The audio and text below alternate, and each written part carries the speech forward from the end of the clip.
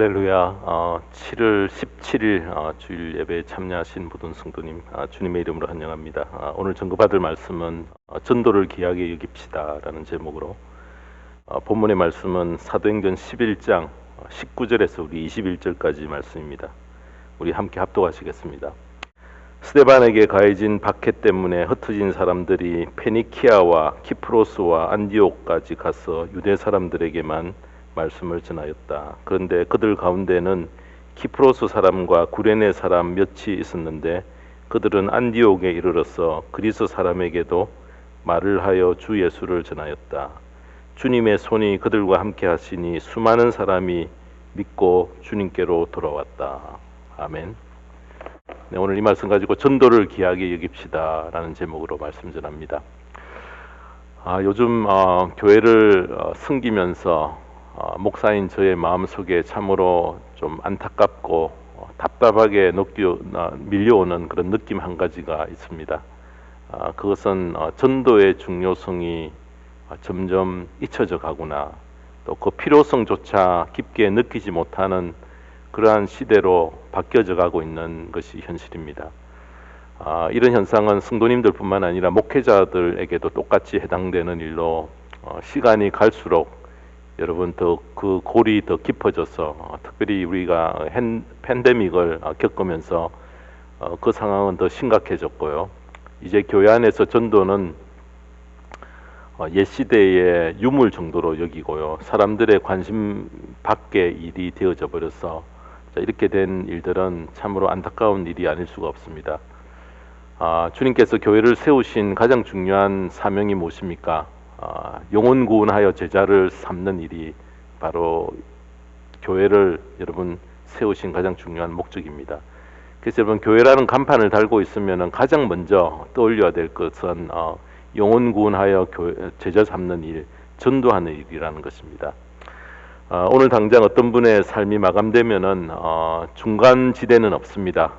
여러분 천국과 지옥 둘 중 하나로 보내어지는데 가만 보니까 지옥 갈 것이 분명한 것을 알면서도 내가 어떤 조치도 취하지 않고요, 입도 뻥긋하지 않고 그냥 방치한 채 그의 심기를 건드리기 싫은 이유 하나만으로 그냥 평안히 좋은 관계 가운데서 지낸다면 얼마나 안타까운 일입니까? 참으로 영적으로 매우 둔하고 어두운 시대를 저희들이 살고 있음에 틀림없습니다. 한 사람을 예수 믿게 하려면은 빈손이나 말만 가지고는 절대 안 되고요. 엄청난 그 대가가 지불되어야 합니다. 왜냐하면은 전도는 죽은 영혼을 살리는 일이기 때문에 때로는 엄청난 그런 희생이 요구가 되어지고요. 이 희생의 가치를 바로 알면은 전도가 얼마나 귀한 것인가라는 것을 우리가 깨닫게 되어집니다. 예수를 믿지 않는 세상 사람들을 향해서 성경은 죽었다라고 아예 선언을 해버립니다. 살았으나 실상은 산자가 아니라 죽은 자로 정의를 합니다. 요한계시록 3장 1절에 사대교회의 사자에게 너희는 살았으나 죽은 자로다 이렇게 이야기를 하십니다. 예수 믿지 않는 세상 사람에게 당신은 죽은 사람이요 라고 말하면 우리는 정신병자 취급당할 것입니다. 여러분 로마서 5장 15절에 보면 이렇게 말씀합니다. 한 사람의 범죄로 많은 사람이 죽었으나 하나님의 은혜와 예수 그리스도 한 사람의 은혜로 말미암아 선물은 많은 사람에게 더욱더 넘쳐나게 되었습니다. 아담의 범죄로 우리 모두는 죽었던 자였지만은 이 세상을 사는 7, 80년 동안 사는 가운데서 복음을 듣고 하나님이 예비하신 이 새 생명의 선물의 소식을 받아 우리가 영생에 나아갈 길을 얻게 되는 것입니다. 그러므로 우리 모두는 이 땅의 7, 80년의 인생을 우리의 본 무대로 메인 스테이지로 여러분 이렇게 여기지만은 영원하신 하나님의 눈에서 하나님의 관점에서는 이 세상의 7, 80년은 영원한 삶을 준비하는 리허설에 불과하다는 것입니다. 그래서 여러분 죽음은 끝이 아니고 새로운 엄청난 그런 새로운 삶의 시작이라는 것입니다. 그래서 성경은 이 땅의 삶을 어떻게 표현합니까? 성경에 많은 이 땅의 삶을 안개라 이렇게 이야기를 합니다. 피었다가 지는 꽃이다. 헛된 것이다. 이슬처럼 금방 사라지는 것으로 표현하고 있는 이유는 무엇입니까?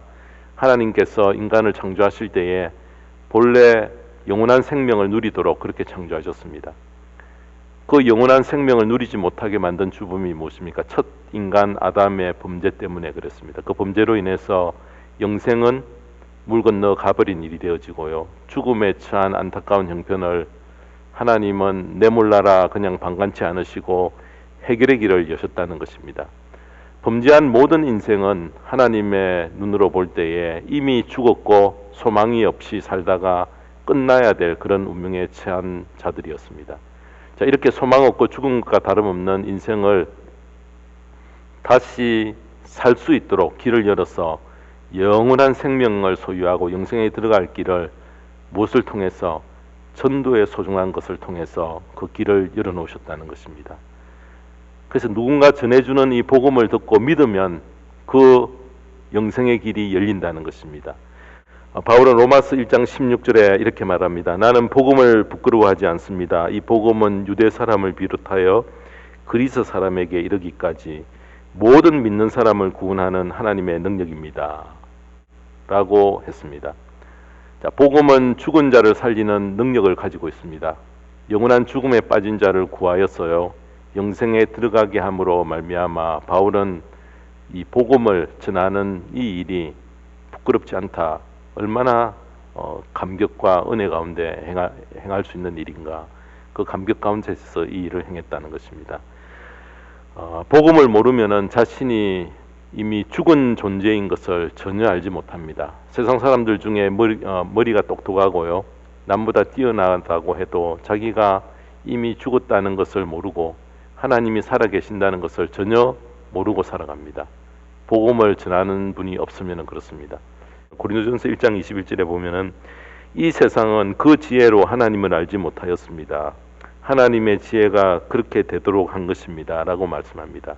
그렇기 때문에 어떻게 하면은 내가 구원받을 수 있을까? 내가 살 수 있을까라는 고민조차 그들에게는 없다는 것입니다.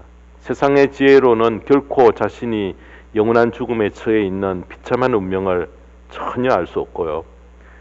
그 죽음에서 어떻게 구원받아야 할지에 대한 관심조차 없다는 것입니다. 누군가 복음을 전해줄 때에 비로소 이런 하나님의 세계가 있구나, 나의 운명이 이렇구나 라는 것을 깨닫게 되어서 하나님을 붙잡아야 되겠다, 하나님을 찾아야 되겠다라는 그런 마음들이 일어나게 되어진다는 것입니다. 이런 절망에 처한 인간을 구원하기 위해서 하나님은 참으로 기이한 방법으로 그 길을 열어놓으셨는데요. 자, 그것을 고린도전서 1장 21절이 다시 밝힙니다. 이 세상은 그 지혜로 하나님을 알지 못하였습니다. 하나님의 지혜가 그렇게 되도록 한 것입니다. 하나님께서는 어리석게 들리는 설교를 통하여 믿는 사람들을 구원하시기를 기뻐하신 것입니다. 바울은 하나님의 계획을 알려주고 있습니다. 사람을 구원하려는 방법으로 하나님이 미련하신 것이 어리석게 들리는 그 설교를 통해서, 여러분 개역 성경에서는 전도에 미련한 것 이렇게 표현하는데 여기서는 어리석게 들리는 설교를 통하여 이렇게 표현했습니다. 사람들이 굉장히 어리석게 여기고 하찮게 여기는 그 설교를 통해서 바로 이 구원의 놀라운 일들을 이루어가게 하셨다는 것입니다.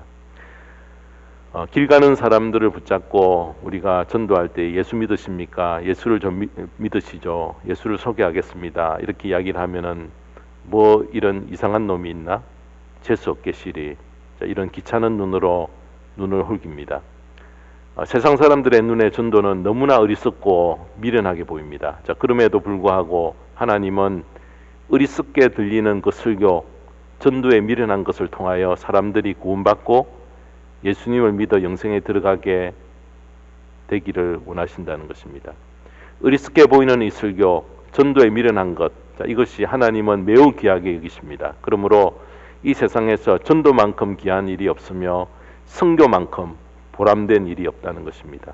어떤 희생을 치르고서라도 행해야 할 일이 바로 전도와 선교라는 것입니다. 자, 오늘 이 시간 전도를 귀하게 여기기 위해 알아야 될 네 가지에 대해서 증거하려고 합니다. 첫 번째는 전도는 삼위 하나님의 희생 위에 세워졌다는 것입니다.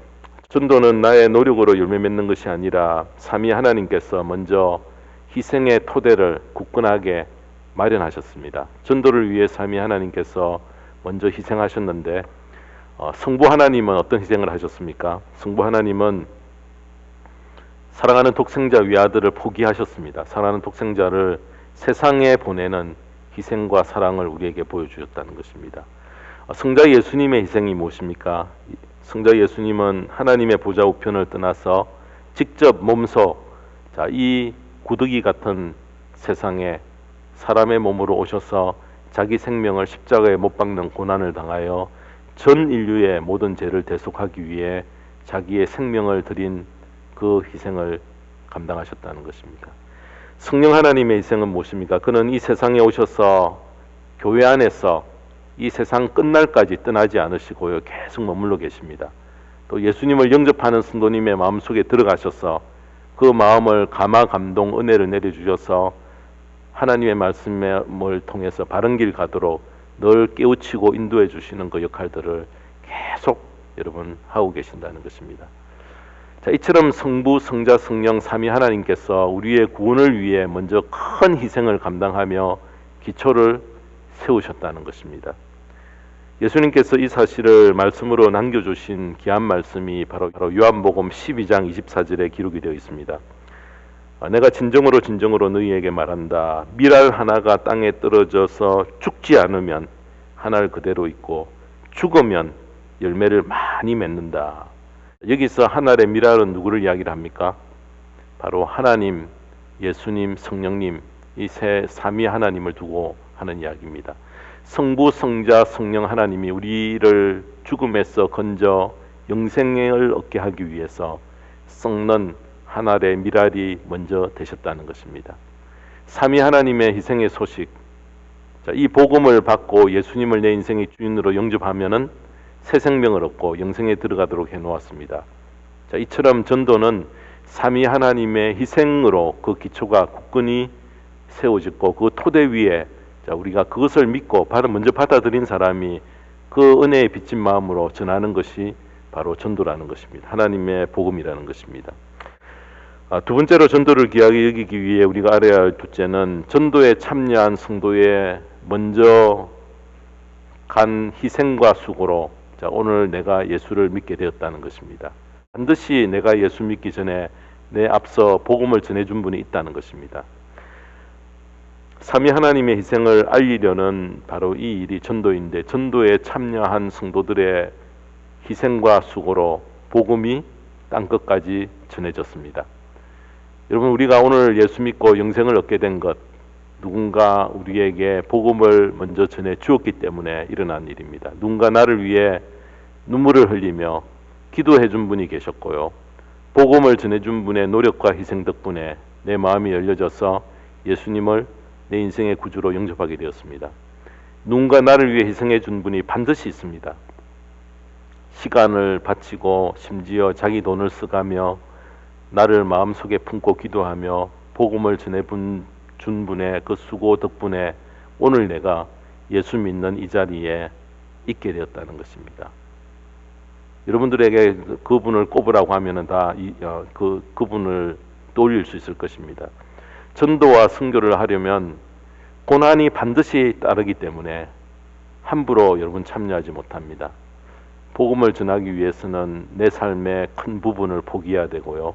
엄청난 고난을 각오해야 되고 많은 수고와 많은 희생이 수반이 되어집니다. 특별히 복음의 불모지에 선교사로 들어가게 되면은 모든 것 포기하고 오직 복음 하나만 바라보고 따라가야 합니다. 여러분, 선교사님들 한번 생각해 보십시다. 잠자리 포기해야 되죠.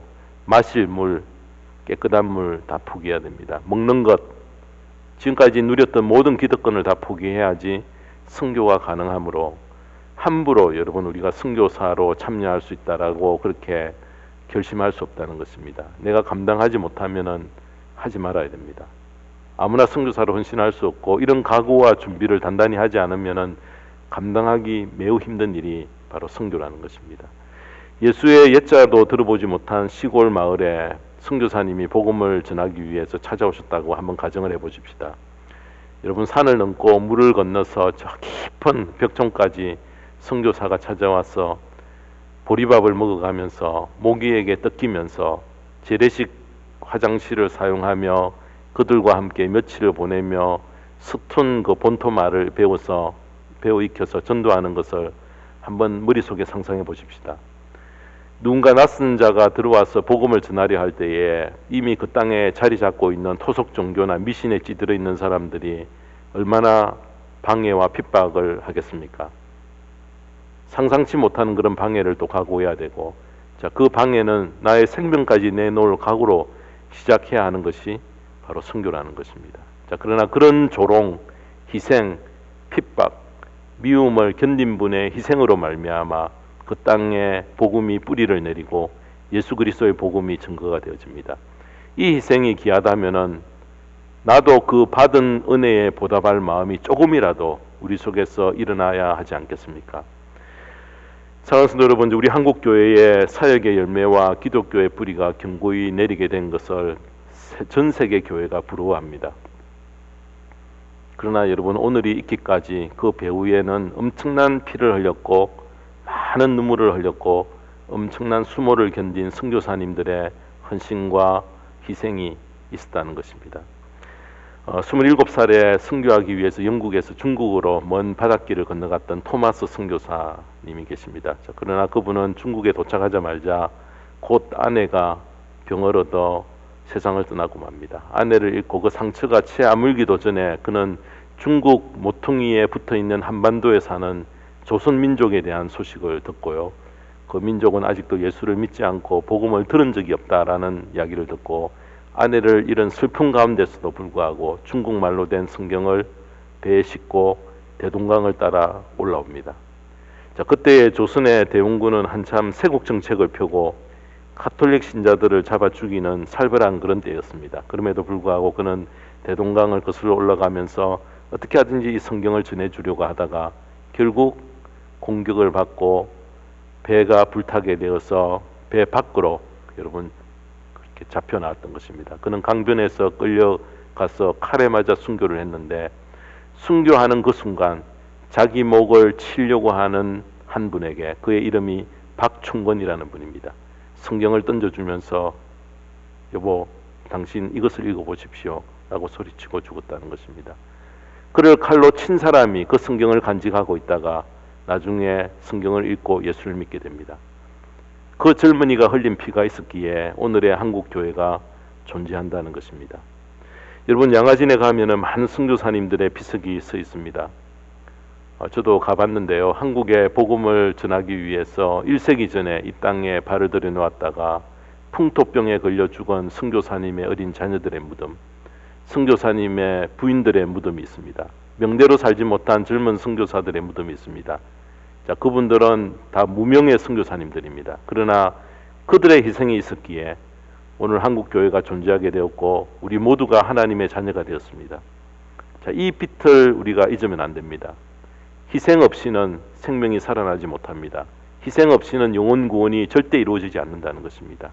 삼위 하나님의 희생을 우리도 따라가야 하고, 여러분, 전도를 귀하게 여기기 위해 저희들이 이름 모를 성도들의 희생이 항상 여러분 있어야지 이 일들이 계속 되어진다는 것입니다. 세 번째로 전도를 귀하게 여기기 위해 우리가 알아야 될 귀한 교훈을 오늘 본문이 이야기를 합니다. 안디옥 교회를 세운 희생에서 전도의 귀한 교훈을 저희들이 얻을 수 있습니다. 오늘 읽었던 본문은 안디옥의 복음을 전한 사람들에 대한 기록입니다. 짧은 세 구절로 이루어지지만 그들이 안디옥에 와서 복음을 전하게 된 계기를 19절이 이렇게 밝힙니다. 스데반에게 가해진 박해 때문에 흩어진 사람들이 페니키아와 키프로스와 안디옥까지 가서 유대 사람들에게만 말씀을 전하였다. 자, 이 말씀이 기록된 배경을 살펴보면요, 예수님이 십자가에 못 박히신 후에 부활하시고 성천 후에 예루살렘의 한 다락방에 모여 기도하던 많은 제자들과 한 무리들이 있었습니다. 120명이나 되는 사람들이 그 당시에 성령의 충만함을 받고 부활하신 예수님을 전파합니다. 여러분, 그렇게 예루살렘에 흩어져서 복음을 전하니까 하루에 3,000명, 5,000명씩 회개하고 예수님을 믿기 시작을 합니다. 하루아침에 예루살렘에 살던 모든 백성들이 부활하신 예수님을 찬양하는 그런 성도 그 대열에 참여하게 되었습니다. 전무후무한 이런 사건으로 위협을 느꼈던 사람들이 있었습니다. 악한 자들과 이 악령은 교회를 공격하기 시작을 합니다. 자, 그때 스데반이 이렇게 외칩니다. 예수 그리스도는 우리의 구원자입니다. 우리를 위해서 십자가에 죽으시고 사흘 만에 부활하셨습니다. 그분을 믿으십시오. 그분을 믿으면 당신의 모든 죄가 용서를 받습니다. 영원한 하나님 나라를 하나님이 우리에게 선물로 주셨습니다. 라고 외친 이 스데반의 전도, 이것에 반감을 가졌던 무리들이 스데반을 끌어다가 돌로 쳐 죽입니다. 믿는 분들은 남녀노소 가리지 않고 감옥에다 가두어 버리고요. 재산을 몰수하고 공중 앞에 사람들을 끌어내어서 예수를 욕하라, 예수를 모욕하라, 그러면 내가 석방해 주겠다라고 회유를 합니다. 어떤 사람은 그것을 거부하다가 고문을 당하다가 죽기까지 하고요. 이런 무서운 핍박이 예루살렘을 하루아침에 뒤덮어 놓았다는 것입니다. 자, 이 무서운 핍박을 피하여 많은 성도들이 가까이 있는 사마리아 지방으로도 가고요. 또 유대 나라 멀리 북쪽까지 피난을 갔고, 그 중에 어떤 일부는 예루살렘에서 450km나 떨어져 있는 이 안디옥이라는 도시까지 피해 갔던 것입니다. 안디옥은 당시에 로마 제국에서 세 번째로 큰 도시였습니다. 지금으로부터 한 2000년 전 그때의 인구가 50만이나 넘었다라고 하니까 매우 큰 그런 거대한 도시였습니다. 도시의 중앙에는 가로지는 큰 대로가 있었는데 그 길이가 6km나 되었고요. 바닥은 대리석이 아주 아름답게 깔려 있었고, 길 양쪽에는 대리석 기둥이 가로수처럼 쭉 서 있는 굉장히 화려하고 분화한 도시였기 때문에 로마 제국 각지에서 수많은 부족과 다양한 민족들이 살려고 몰려들었던 곳이 바로 안디옥이었습니다. 자연히 이렇게 사람들이 몰려오니까 그 도시 안의 종교는 온갖 민족의 각기 다른 신들이 뒤범벅이 되어서 몹시 혼탁해 있었고요. 성적으로도 방탕하고 타락한 그런 도시였습니다.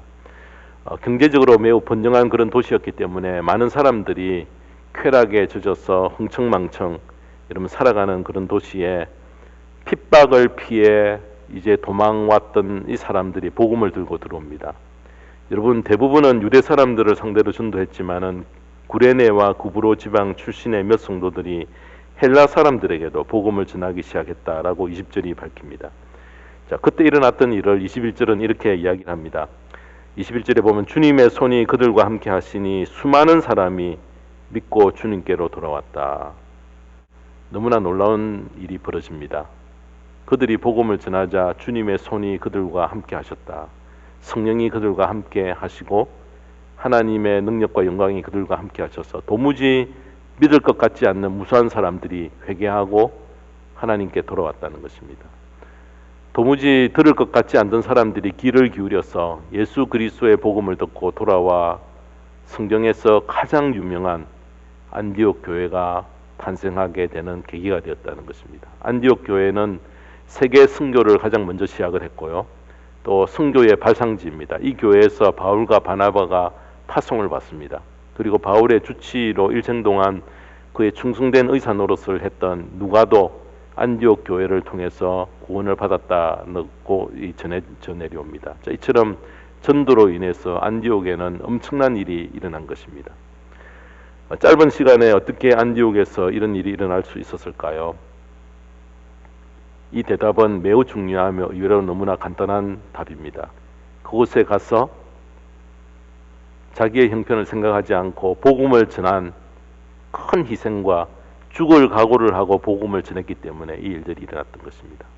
핍박을 피해 예루살렘을 빠져나와 도망친 이들의 수중에는 돈 한 푼 없었습니다. 어떤 사람은 가족도 제대로 데리고 나오지 못했습니다. 그리고 성을 빠져나왔지만은 갈 곳이 없었던 분이었습니다. 얼마나 외로웠으며 얼마나 마음이 허전했겠습니까? 기댈 사람이 어디 한 분이라도 있었겠습니까? 그리고 계속 생명의 위협을 느꼈을 것입니다. 한마디로 말하면 예수 때문에 자기의 신세를 완전히 망친 사람들이었습니다.